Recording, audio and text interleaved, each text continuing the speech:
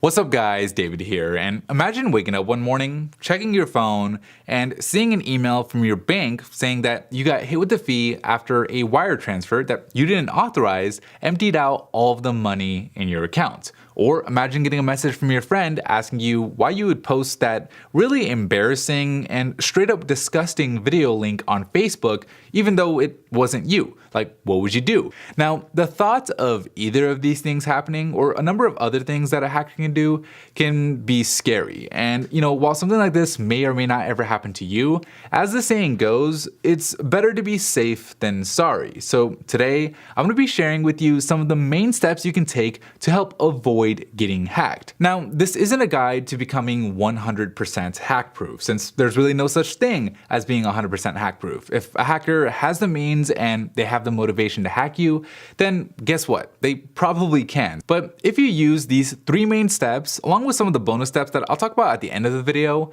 it'll significantly reduce the odds of it happening to you, and it'll put you maybe ahead of 99% of people out there. So we'll start off with the first step to avoid getting hacked, and arguably the most important step, which is to fix your crappy passwords. Now, before you roll your eyes and think, here we go again, I've heard this before, just stop and listen, because I've talked to a lot of people about their password security, and 9 times out of 10, people are doing it wrong. They're either using weak passwords that are easily guessable, or more common, they're using the same password across multiple accounts. Now, the problem with this is all it takes is for any one of those accounts to get hacked for all of your other accounts using that password to get hacked as well. We've already seen hundreds of company databases get breached over the years, with millions of email addresses and passwords having been stolen. So what should you do? Well, the first thing is to make sure you're using a different password for each of your accounts. Not just a different password for your emails and your bank accounts, but a different password for each and every single account. That way, if a hacker gets one of your passwords, it'll only affect that one account and not all of your other ones. And don't just stick with the minimum password requirements either, okay? You want to go beyond the minimum, making your password as long as possible and as random as possible, because you have to remember that it's not actually a human that you're trying to keep from guessing your password. It's a computer. And unlike humans, computers are really good at guessing passwords, with some computer clusters capable of guessing up to 350 billion passwords per second, meaning a standard 8-character password, even if you're using numbers and symbols, can be cracked in less than 6 hours. Now, you may be thinking okay, this makes sense and all, but I just can't do it, all right? There's no way that I can remember a random 40-character password, let alone remember a different one for each and every single one of my accounts. It's impossible. And look, I get you, right? I was guilty of using the same password across some of my accounts too. But the thing is, nowadays, you don't actually have to remember all of the passwords yourself. That's what a password manager is for. The one I've been using is Dashlane, who are actually cool enough to sponsor this segment of the video, which does all of the remembering for you. That way, you can have a different password for each and every one of your accounts without having to worry about memorizing them. I personally don't know most of my passwords, and I don't need to, because all my passwords are securely stored in Dashlane using the strongest encryption technology available. All I need to know is my master password, which you first set up after you download the app that gives you access to all of the rest of your passwords. Of course, just because you don't have to know all your passwords doesn't mean that they can be just anything, right? They still have to be long and they still have to be random. And the best way to go about making these strong passwords is using the password generator right within Dashlane itself. You can adjust how long you want your password to be, whether or not it uses characters, and it'll even rate them on a scale of 0 to 100, letting you know how strong they are, which makes the whole process of going back and changing all your old passwords a heck of a lot easier. Now, helping you generate and remember all your passwords is great, but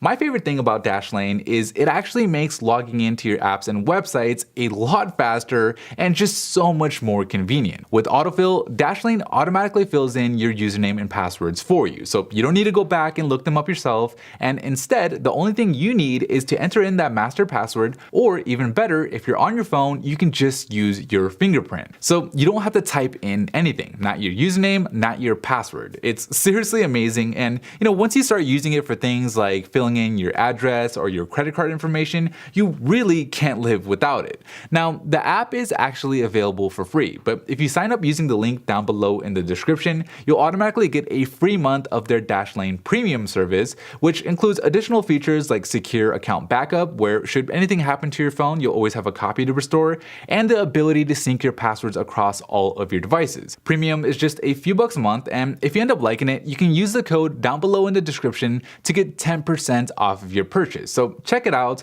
but regardless of whether you stick with the free version or you go with the premium version, just make sure that the password you use as your master password is a strong one, okay? Like, I know this is obvious, but I figured I might as well say it. Use a strong password, make sure it's one that you've never used anywhere else and only use it with Dashlane, and most importantly, make sure that you never ever forget it, because if you do, you could end up locking yourself out of your accounts. Like, the point of all this is to keep the bad guys out, not you. So take the time to memorize that password, and if you have to, print it out and put it somewhere safe. Got it? Good. Alright, so once you've fixed your passwords, the next step to avoid getting hacked is to prepare for the day that a hacker manages to get one of your passwords. You may be thinking like, wait a minute, wouldn't it be game over if a hacker has your password? And yeah, it could be, unless you have something called two-step or two-factor authentication, which you can enable in the settings of most sites. With two-factor authentication, like the name implies, you'll need two different factors to be able to log into your account. The first factor is your password, or something you know,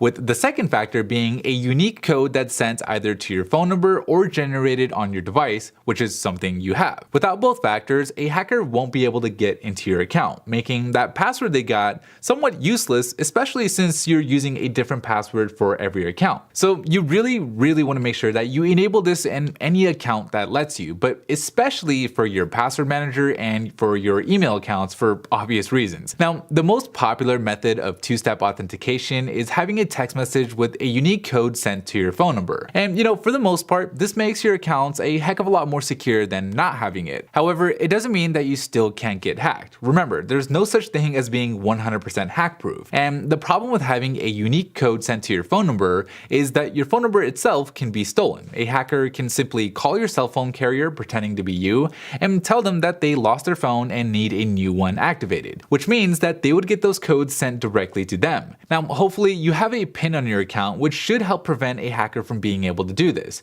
But again, if a hacker has the motivation, then they can hack you. So like, maybe the first representative at your carrier will deny the hacker access because they don't have that PIN code. But what about the second representative? Or what about the third? What if a hacker is willing to try 100 different times? Do you trust that 100 different representatives at your carrier will all be strict with requiring a PIN? You would hope so, but I wouldn't count on it. So a more secure method of two-factor authentication is to use an authenticator app that generates the codes on your device itself, whether that's on your phone or one of your other devices. And the reason why using an authenticator app is more secure is the codes they generate aren't sent through the internet or through your phone number, so they can't technically be hijacked. And really, the only way a hacker can get these codes is if they physically steal your device from you, which obviously is going to be a lot harder to do. And if you're not a high-profile celebrity or like a politician or something, usually a hacker is going to go through all that trouble. But I do have to warn you that there is a downside to using authenticator apps, which is if you lose the device that the app is installed on, you might get locked out of your accounts. So to be safe and to make sure that this doesn't happen to you,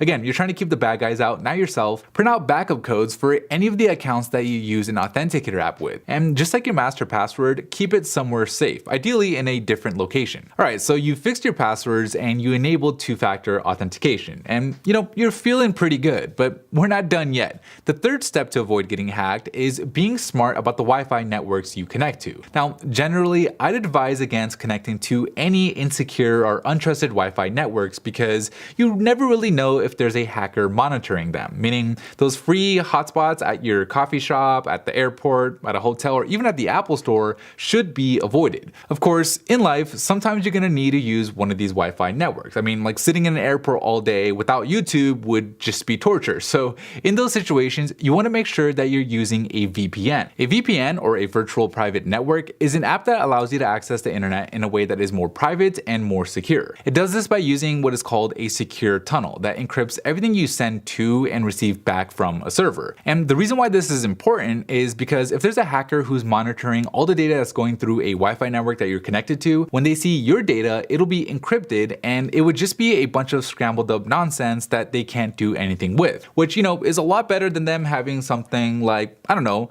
your username and password. So use a VPN anytime you're on an untrusted network, otherwise you might just give away the farm. Okay, so those are the 3 main steps you can take to help avoid getting hacked. But for those of you who stuck around, and for those of you who are looking for even more security, here are the bonus steps that I promised you earlier. So step number 4 is to turn off Bluetooth and Wi-Fi on your phone whenever you're not using them. Bluetooth especially has been known to be vulnerable to a hacker's attack, even when it's not connected to a device. So when you're in a public space and you're not using it, just turn Bluetooth off. Step number 5 is to avoid falling for phishing scams. If you ever get an email or a text message from an unknown contact claiming to be something like your bank and asking you to log in using a link, just don't do it, okay? Because there's a good chance that the link is to a website that looks like your bank, but is only meant to steal your login information. Step number 6 is to use a strong PIN code on your phone. Like, don't be lazy and use the 4-digit code. I know you're used to it and I know it's convenient, but that's why you have a fingerprint scanner. In fact, just go with an alphanumeric password to really make sure your phone is more secure. Step number 7 is related to step number 6 in that you should never give that PIN code or password to anybody. And whenever you're in public, make sure you only use a fingerprint scanner or an iris scanner, because you never really know if there's a hacker standing over your shoulder watching you put in your PIN code. Step number 8 is to hide sensitive information from showing up on your lock screen.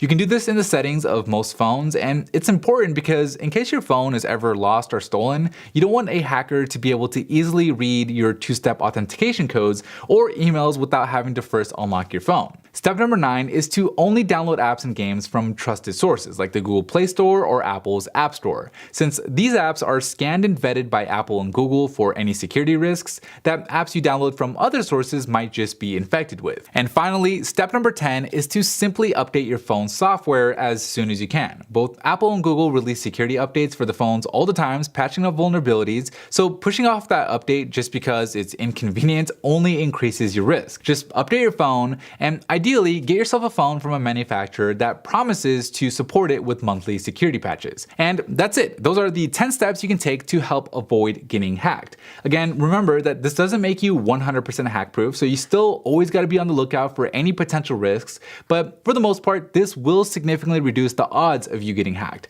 Anyways, that is it for me in this video. I really hope you guys found it helpful. Thank you guys for watching, and as always, I'll see you in the very next episode.